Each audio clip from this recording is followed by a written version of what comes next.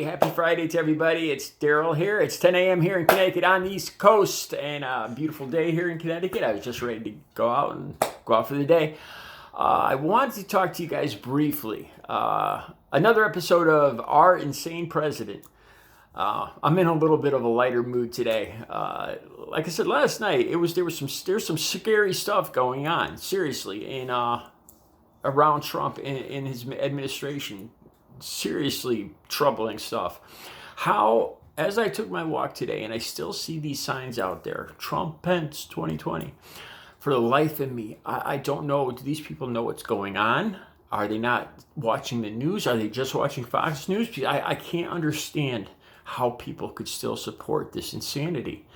All right, one of the things I want to talk about, that video I made last night about Trump being off his rocker. There's an article that I left down on yesterday's video, a clip from CNN talking about 48 things he lied about when he on this phone call to Fox Business yesterday. I forgot one of the big ones, and I just want to talk to you guys about this. During that phone call, he talked about his debates and how he did in the debate, or the debate, excuse me. And how he did in the debate with Joe Biden. And he claims, he won hands down. And Joe Biden knows he got his butt kicked by me. You know, it's a typical Trump bragging, claiming like I said, he could get his dingus rubbed in the dirt and he would still claim that he won. So anyway, he goes through that.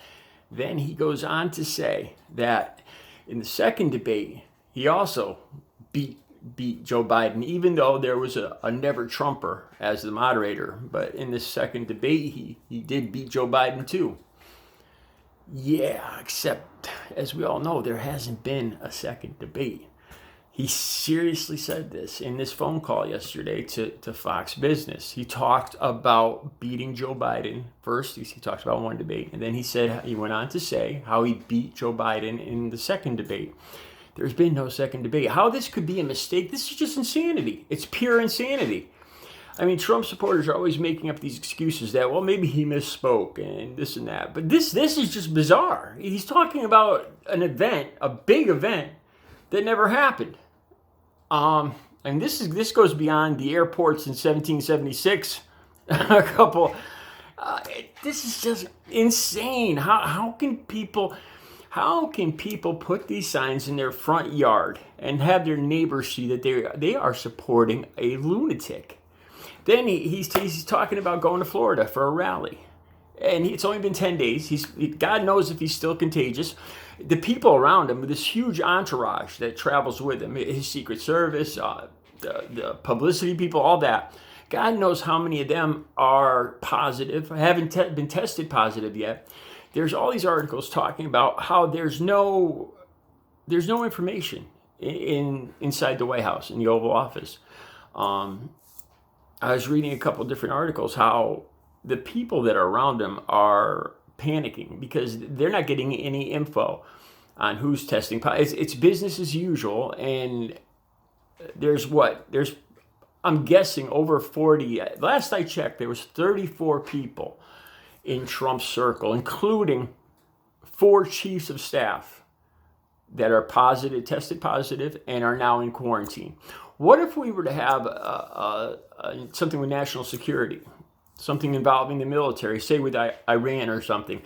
All of our joint chiefs of staff are infected with the coronavirus and in quarantine. And we have an insane president talking about debate that never happened.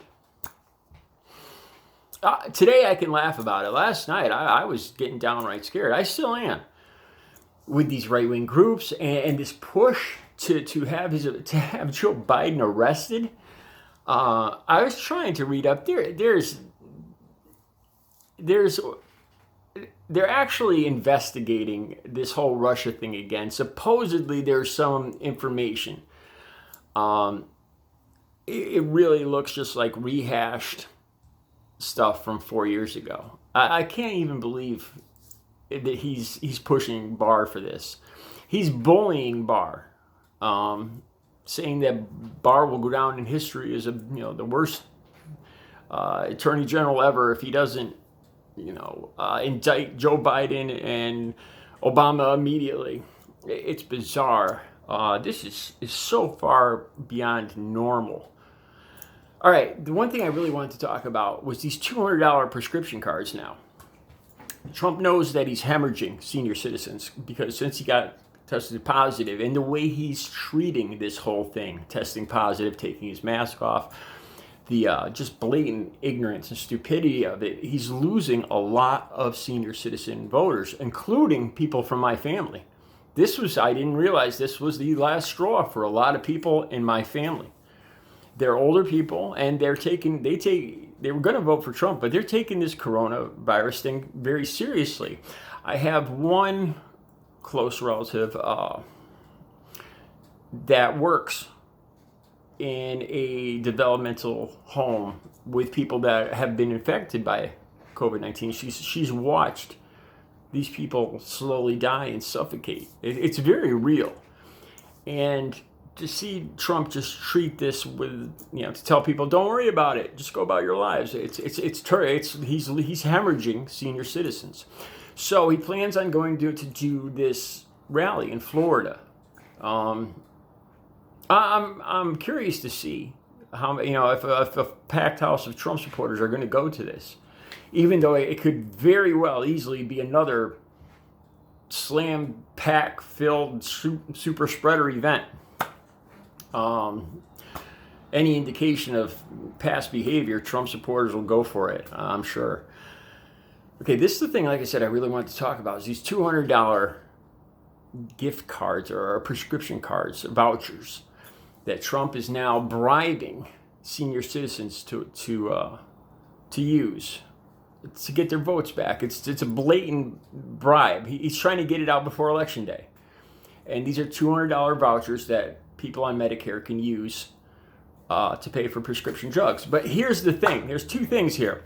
He appears to be using this as something for his campaign, but he's raiding the Medicare trust fund to pay for this. Our money, our tax money, our Medicare money.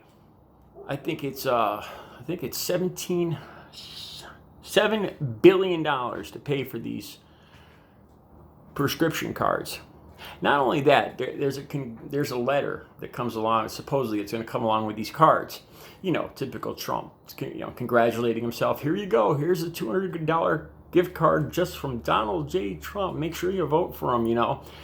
These letters alone supposedly are going to cost $17 million just for the letter that's going to accompany these $200 gift cards, all in a push to get back some of these senior citizen voters that he's hemorrhaging. And he's using taxpayer money. There's a big question if any of this is even legal. It's just every day. It's just, I can't imagine. I don't know how many more days we got till the election. I'm not sure now, 20 something, and it's going to be a roller coaster ride this whole time. And then Election Day, God knows what's going to happen. I think all of us are fearing what's going to happen on Election Day. But anyway, that's where we're at today. Trump promising senior citizens a $200 bribe to vote for him. And like I said, this is the thing too. The senior citizens I know already have supplemental prescription insurance. For when you have Medicare, you buy extra insurance that'll cover it, because Medicare only covers up to 80%. So most people on Medicare pay a small premium and get a little extra insurance that covers that 20% or covers the prescription card. So all the people I know, 6 or 7 people in my family, aren't going to need this $200 prescription card because their drugs are pretty much covered, or there might be a $5 self-pay or something like that, but they're not going to really need this $200. There's so many more things that people need right now other than this $200 bribe that Trump is using Medicare to pay for to bribe senior citizens. And God knows, like I said, God knows if this is even legal, especially with this letter that he's sending along, just like he did with the $1,200 stimulus. Oh, here's this little stimulus from Donald J. Trump. Don't forget to vote for him. I mean, he's crossed so many lines of just blatant ethics violations that are bordering, if not crossing over illegal. Please make sure you vote on November 3rd. We have to steamroll this guy out of the White House and be done with this and rebuild our country. All right, you guys have a great Friday.